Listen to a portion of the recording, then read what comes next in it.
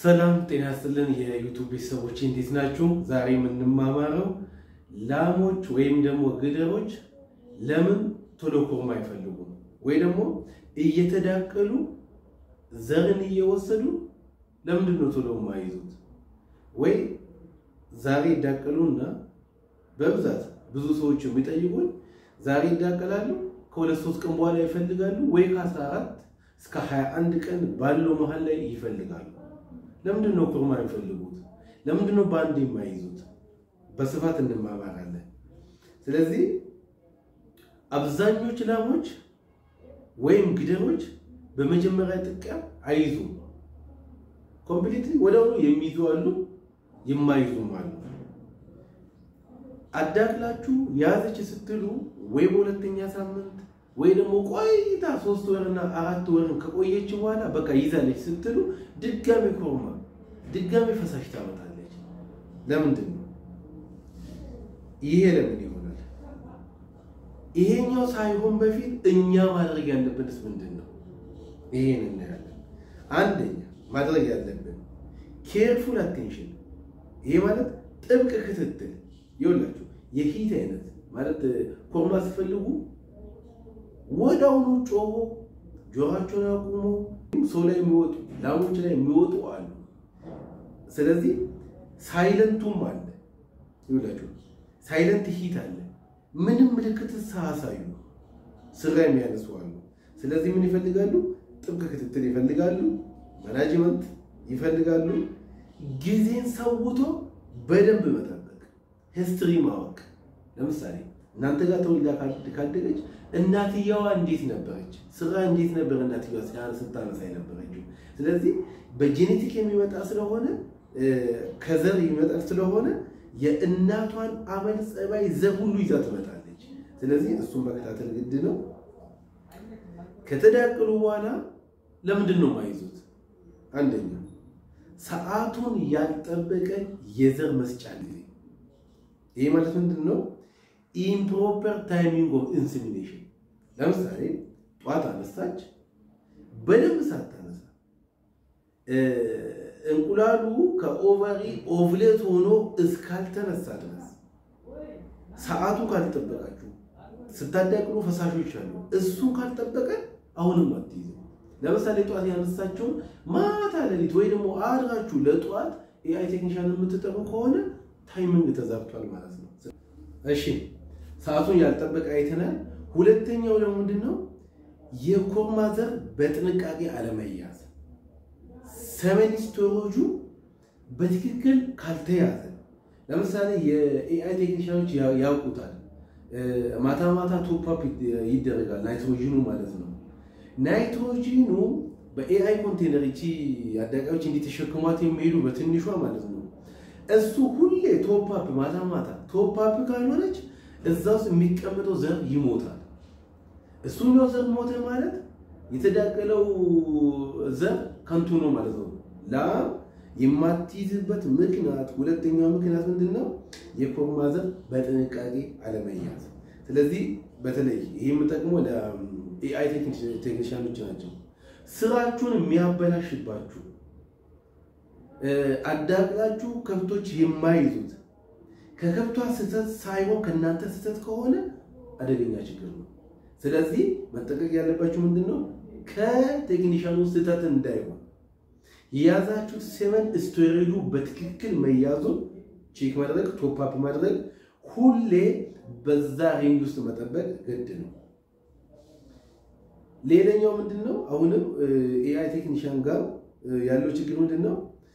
ደካማ የማዳቀል ሂደት። ይሄ ማለት ፑር አርቲፊሻል ኢንሰሚኔሽን ቴክኒክ። ይሄ ምንድነው? ውሃ መሞቅ አለበት። በሞቀ ውሃ ውስጥ ለ6 ደቂቃ ነው ሴሜኑ እዛ ውስጥ የምትቆየው። ከዛ በኋላ ሴሜኑ እዛ ውስጥ ያለው የኮርማው ዘር ሳይሞት በምትዳቀለው ላም ማህፀን ውስጥ መግባት አለበት። ስለዚህ ፑር ቴክኒክ የምትጠቀሙ ከሆነ አሁንም ላሙ አትይዝም። ይሁን የላም ችግር እንዳለ ሆኖ የላም ችግር ካሌለ ደግሞ የቴክኒሻኑ ችግር ከሆነ በቃ ሁለት ችግር ነው የሚሆነው ስናዳቀል። ወይ የላሟ ችግር ነው ወይ ያደቃዩ ችግር ነው የዘር አያያዝ ማለት ነው ስለዚህ ዘራ በደንብ ሊሰመርበት ይገባል ሌላኛው ደግሞ ምንድነው ኢንፌክሽኖች ሊኖሩ ይችላሉ ላሚቷ ወይ ግደሯ ደግሞ ኢንፌክሽን ሊኖራት ይችላል ሜታቦሊክ ኢሹ አለ ሜታቦሊክ በሽታዎች አሉ እነሱ ሊኖሩ ይችላሉ እሺ ሌላ ማየት ያለብን ምንድነው እነዚህን ካለፍን በኋላ ላሟ ራሷ ጤነኛ ነች ወይ ላሟ ራሷ ጤነኛ ነች ወይ ሌላ ኮርማ ለመፈለግ ብቁ ናት ወይ አመጋገብ ይሁን ቦዲ ኮንዲሽን ይሁን ከጤና ይሁን ከተገለሰውነቷ ይሁን እጅኛዋ ላም ወይ ግደር ብቁ ነች ወይ ዘር ለመያዝ ምቾት ላይ ነች ወይ ከስታ ከሆነች ጤነኛ ካልሆነች ችግሮች ካሉ የማስታየት ችግር ካለ የማህፀን ችግር ካለ እነዚህ ችግር ካለ ከበሽታዋ አገግማ በሽታ እያለ እንዴት ነው ልጅ ልሰጥ የምታስበው ሁሉም ነገር ጥጋ ወይ ደግሞ ጤነኛ ኮምፎርት ላይ ስትሆን መስጠት የምትችለው ሌላኛው ማየት ያለባችሁ የውርጃ ታሪክ አላት ወይ ስገዙ ይሁን እናንተ ጋር ምን ያውን የማቃቸው ላሞች አሉ ቢያንስ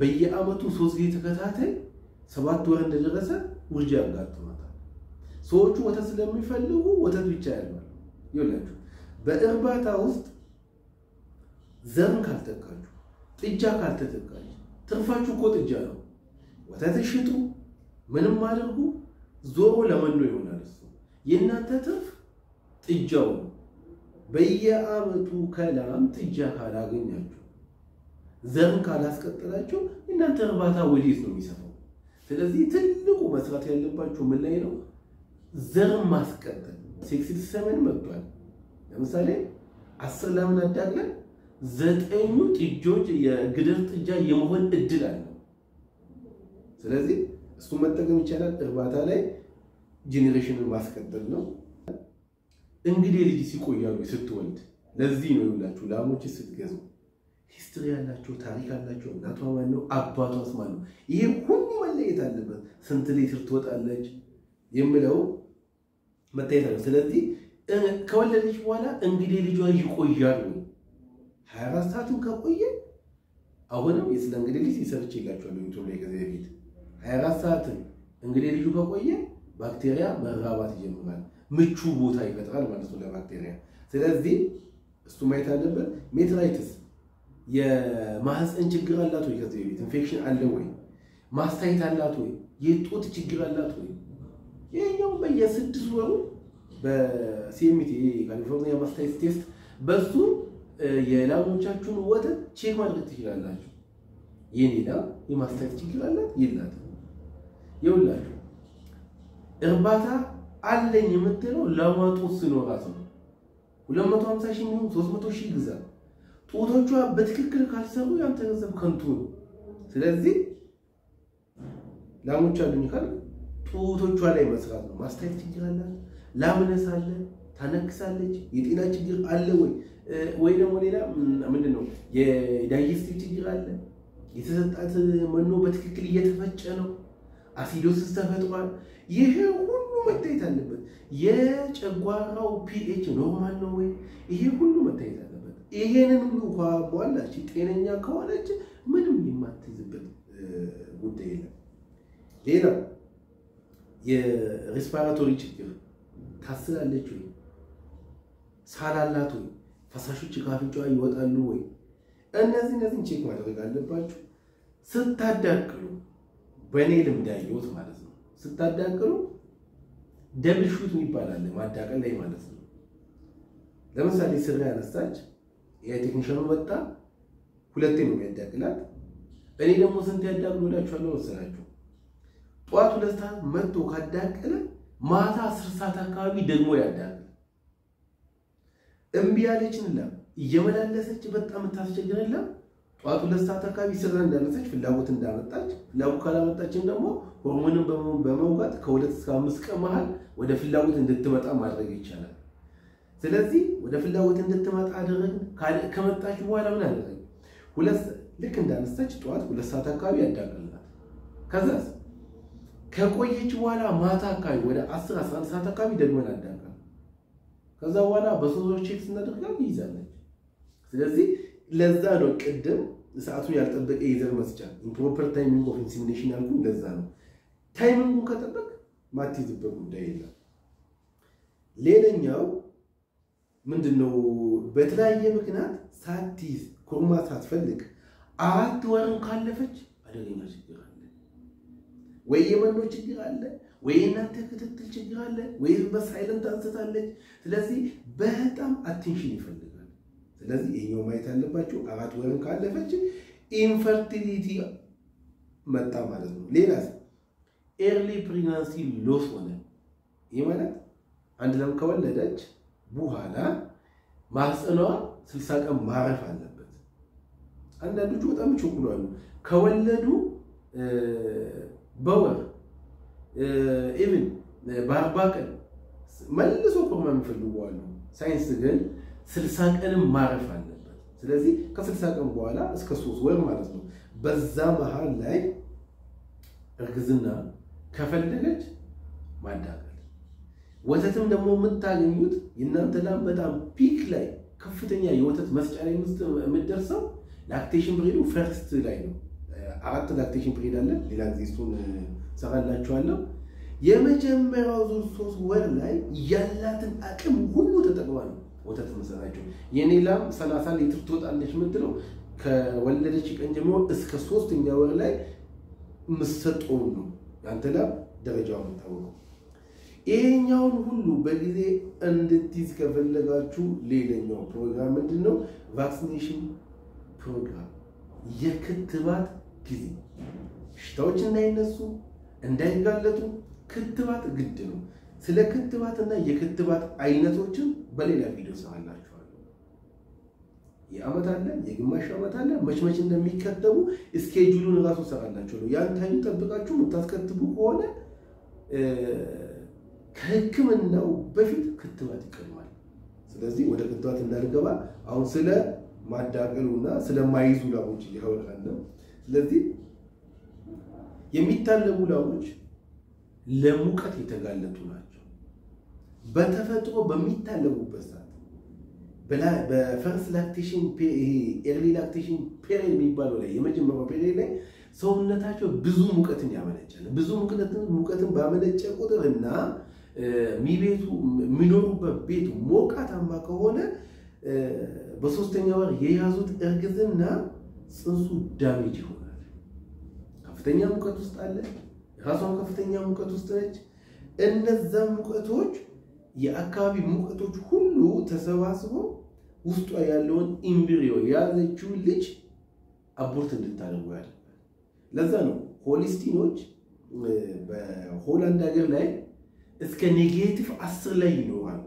ቴምፕሬቸሩ ማለት ነው በተለይ ሞቃት የሚባለው ወደ አዳማ ከሄዳችሁ እዛ ጋር የሞቃት ነው ግን ብዙ የወተት ላሞች አሉ በጣም ሃይ ፕሮዳክሽን ያላቸው ስለዚህ ሞቃቱ ከፍ ካለ ቁጥር የላምቷ ሙቀት ከፍ ባለ ቁጥር ጽንስን የመያዝ እድሏ በጣም ዝቅተኛ ይሆናል ስለዚህ ይሄን ሁሉ ኮንሲደር አድርጉ በተለይ የማዳቀል ሂደቱ እናንተ ላም ምንም ችግር ካለላት ካመናችሁበት የማዳቀል ሂደቱ መከታተል አለባችሁ ለምሳሌ የስትሮ አለች እቺ እንትን የምትይዟ ዘር የምትይዟ ቃሊቲ የሚመረቱ ማለት ነው የተመረተበት ቀን እዛ ላይ ያለ ምናልባት አንዳንድ ቴክኒሻኖች ጋር ሊቆይ ይችላል አሁን የተመረተበት ለምሳሌ 2022 ከተመረተ ኤክሱ 2026 ከሆነ አያችሁ መሰጠት ያለበት እነዚህ ቀማል ሳልፍ ነው መሰጠት ያለበት ጊዜ ያለፈበት ናይትሮጂን ቶፕ አፕ ሳይሆን የቆየ ዘሩ የሞተ ከሆነ ላሙ በከንቱ ተዳቀለችው ነው ስለዚህ ማናጅመንት አስተካክሉ ከብቶቻችሁን በደንብ ተከታተሉ ይሄን ሁሉ ከተከታተላችሁ ማይዙበት ችግር የለም ማለት ነው ለምሳሌ በሌላ ሐኪም ማሳየት ያለባችሁ ማህፀኑ ላይ ኢቲ ሊበቅል ይችላል ገባችሁ ያኛውን ኢጢ ስሩ ፓልፔሽን በመለካካት ሐኪም ገብቶ ማየት ይችላል እጢ ያላት ወይ ውስጧ በሽታ አለ ወይ ይሄን ለይቶ መስጠት ይቻላል ለምሳሌ ለማዳቀል ስንሄድ ሲኤል ካለ ኮፐርስ ሉቴም አንቲሞኖ ካለ ካዳቀል ካትይዝልንም ስለዚህ ይሄን ሁሉ ቼክ ማድረግ አለብን ይሄን ሁሉ ቼክ አደረግን ላምቷ የማትይዝበት ጉዳይ የለም እላችኋለሁ በሌላ ቪዲዮ መጣላችኋለሁ ልሰራላችሁ ወይ ደግሞ ጥያቄ የሆነባችሁ ነገር ካለ ኮሜንት ላይ በዚህ ላይ ስራልን በሉ እኔ ልሰራላችሁ እሞክራለሁ ይሄኛው አሁን የተማርነው ትምህርት ከተጠቀማችሁ በዚህ ችግር ውስጥ ያለ ዴሪ ፋርም ጓደኛ ዘመድ ካለ ዩቲዩብ ቻናሌን ሼር አድርጉለት እጅግ በጣም አመሰግናለሁ አብዲ ለከሴን ሳታኪም ነኝ ደህና ሁኑልኝ